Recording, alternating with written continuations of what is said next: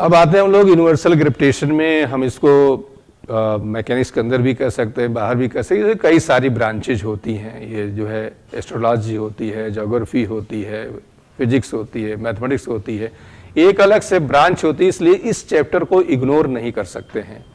हर साल ही इसका क्वेश्चन आता है, 1 या 2 क्वेश्चन मान के चलिए एवरेज। तो यूनिवर्सल ग्रेविटेशन में जो है जो केपलर लॉज हैं उस पर 3 क्वेश्चंस हैं, 18 एंड 12, 11 एंड, तो ये आपके 3 क्वेश्चंस हो गए। एक्सीलरेशन ड्यू टू ग्रेविटी, तो acceleration due to gravity G is equal to Gm/r² की हम बात कर रहे हैं। इस पे 3 क्वेश्चंस आए हैं, 24, 18, 12, टोटल क्वेश्चन आपके 3 हैं। फिर इसके बाद आते हैं हम लोग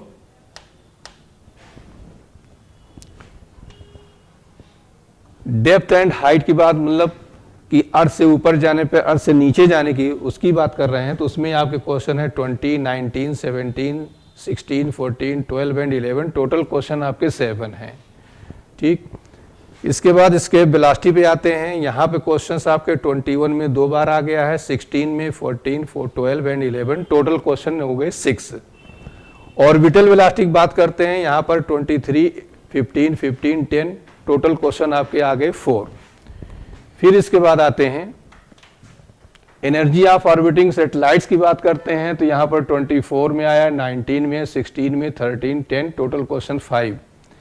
फिर इसके बाद हम आते हैं gravitational force, field, potential and energy, जहाँ पर ये 2 मास बॉडी की बात कर रहे हैं, वहाँ पे 4 चीज़ें आपको निकालनी आती हैं। वहाँ पे क्वेश्चंस आपके 23, 22, 17, 16, 15, 14, 13, 12, 11 एंड 10, टोटल क्वेश्चन आपके 10 आए हुए हैं। तो ये इस टॉपिक की हम बात करें तो सबसे ज़्यादा क्वेश्चन देखिए यहाँ 10 इसमें से आया। इसके बाद जो है सेकंड जो इंपॉर्टेंट पोर्शन हम थोड़ा सा लेते हैं, acceleration due to gravity. Acceleration due to gravity में 3 और 7 मिला के 10 क्वेश्चन आपके हो रहे हैं।